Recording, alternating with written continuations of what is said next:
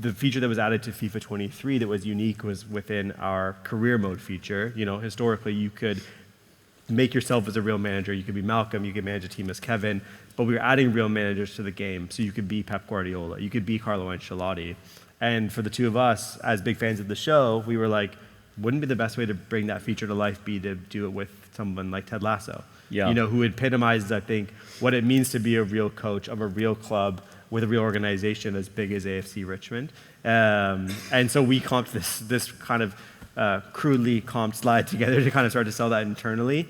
But I think that's what really kind of started the ball rolling is this perfect synergy of something that we loved within culture, being Ted Lasso, with a real product insight and a product innovation that we needed an interesting way to bring to market. And I think that's what kind of cobbled those together.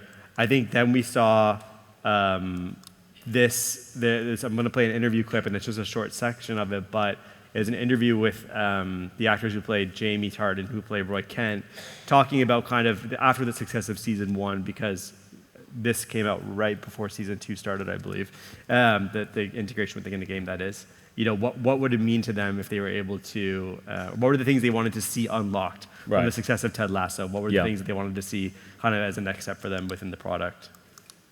We'd all love an official FIFA team with our characters, because we do play ourselves, but it would be great if it was like officially. Yeah, we have a FIFA team, but if FIFA did a FIFA team and sort of made us look a bit more like us, that would be huge. Yeah, I'm surprised Roy wasn't angry at that stage. I mean, on that point though, I think that was before they knew about anything, before any of these conversations had started. So we had been talking about this internally, and to see that, you're like, oh shit. Like, so it's not just us as fans of the show too. Like things like this crystallize that, oh wait, the actors are actually fans of our game and play it. So you start to see these connections that are being built really organically. And they continue to build up as we go through the development. And another example here. I mean, this is cool. This was Nike. So Nike, season 1 of the show, as the show was kind of beginning and was catching fire, early days, the team, AFC Richmond, was playing in kind of a fake branded kit with a fake shirt sponsor on, because no one really knew what the show was going to become. Obviously it was based off of an ad from, I think, 2015 or something like that. But then we saw this, which is, again, as we were kind of ideating and kind of cooking the early concept of the idea, which was, Nike put out this tweet, which was just believe on the front of a shirt, kind of unofficially confirming that they were going to be making the kits for the next season of the show. And I think what really was interesting about this, not only Nike getting involved, helping to tell this internally, but just this idea that Nike put this out as if it was for a real team, a real club, which was really important to us because that was how we wanted to treat Ted Lasso and AFC Richmond. You said it at the beginning of the talk. Does it feel like a joke? Of course it feels like a joke. It's Ted Lasso, it's a comedy. But as FIFA, or as FC now, authenticity is so important to us, and being able to treat the club like a real football club was always at the core of what we wanted to do. And I think seeing this from Nike really kind of helped to solidify that for us as an approach as well. So, I mean, what's evident is you guys were grabbing hold of all the kind of scraps and straws from culture to build that case as to where it is. But I think on the next question I've got for you guys is like, well, with that in mind, you've got to sell this internally. You've got a massive team internally to sell to. You've got a dev team to sell to. You've got legal. You've got everyone else within EA Sports.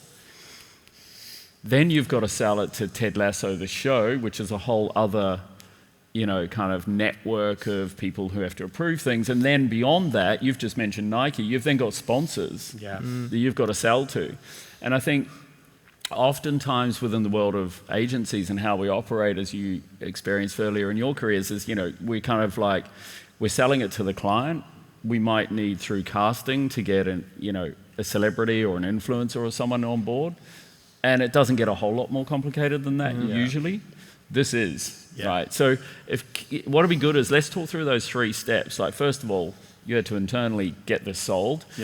And what keeps going through my mind every time I talk about this, even sitting here today again is like the response that I can just hear from so many people, which would just flatly be, "You must be joking." Yeah. Yeah. Totally. Take us through that. Yeah, well, I think to start it's important, like what to know about FC, our brand, our product, is it is literally rooted in authenticity. Mm-hmm. Yeah. Right? That is a core value of our product, of our brand. It's one of the reasons why we are so successful, is because you can come into our game, you get the most authentic representation of real world football. Yes. And right, so when we're saying, oh, we want to put Ted Lasso in the game, we want to put AFC Richmond in the game, that is this direct challenge to like a core part, probably the main part of our entire brand and product. Yeah. And so I think that was a big mountain to climb and to get over. And one thing I'll say about ideas in general, it's like we kept it really close to our chest. Like we kept it really protected. Not to not welcome collaboration, but it was more so not inviting opportunities for this to stall, not inviting opportunities for this to introduce new challenges from all these other places. So we built a 10-page deck. Me and Ben, I wish we had a photo of this. We actually dressed up as AFC Richmond players when we were speaking to like key internal stakeholders. Right. So we had the visors. With the visors, we had fake mustaches. You talk about selling in ideas, like we were in it. Clowns. And but yeah, this is a 10-page deck that we started to bring to everyone. I think the main takeaway from this one is what's on the first couple slides is we have to treat them as real. Yeah. Right. Yeah. They are a real club. This is a real manager.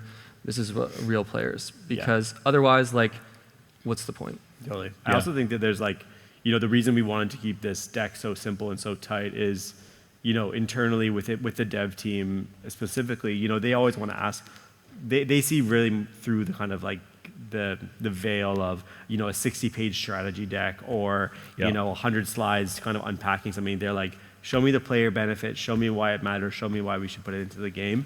And we saw that was true for people on the Hollywood side as well, on the Ted Lasso side. So we took this idea. This was very simple. It was basically, a slide selling us, a slide kind of gassing them up as they were really successful, kind of showing the collaboration between us and other brands and partners. And we'll talk about that in a second because we got that a bit wrong. Yeah. Some ideas about the potential and the integration within the product. And then just kind of setting up the idea and how we wanted to roll it out. Super simple, but I think that approach, just being really direct, and I think specifically within EA, like it's always about internal inception is always the first step. There we go. Yeah, it's always the first step is internal inception and getting the team, kind of thinking about it and getting them excited about it and gas up, because once the dev team got on board with it, it really caught fire. And I think the great thing was, and Kev said it earlier, like they're huge fans of the show. Yeah.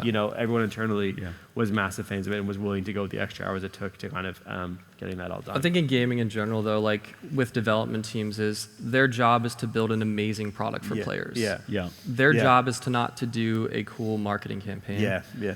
And so the first question they'll ask is like, cool idea, like what's this doing for the players? Totally. What value is this bringing the players? Yeah.